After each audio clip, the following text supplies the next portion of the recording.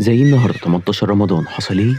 تعال اقولك. وفاة خالد بن الوليد سيف الله المسلول. في 18 رمضان 21 هجرية توفى سيف الله المسلول خالد بن الوليد، صاحب العديد من الفتوحات والانتصارات على أعتى إمبراطورتين هما الفارس والروم، وقد قضى حياته كلها بين كر وفر وجهاد من أجل إعلاء كلمة الحق ونصرة الدين.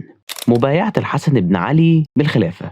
في 18 رمضان 40 هجرية بويع الحسن بن علي رضي الله عنهما بالخلافة بعد وفاة أبيه يوسف بن تاشفين، يجمع شمل المسلمين في الأندلس. في 18 رمضان عام 484 هجرية استطاع القائد يوسف بن تاشفين أن يجمع شمل المسلمين في الأندلس ويقضي على التفرقة بين ملوك الطوائف هناك. الحرب بين العباسيين والعلويين.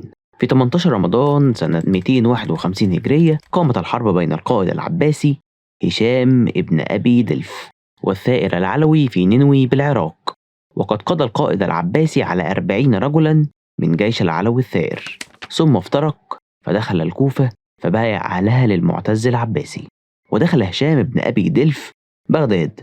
حجاج التتار بدمشق.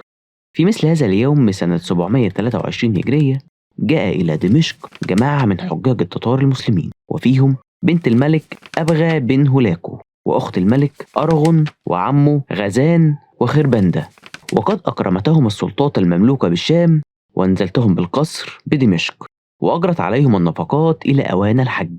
وقد أسلم المغول بعد استقرارهم في العراق، وكان أول من أسلم منهم هو أحمد ابن هولاكو. بس كده، ده برنامج حدث تاريخي حصل في رمضان.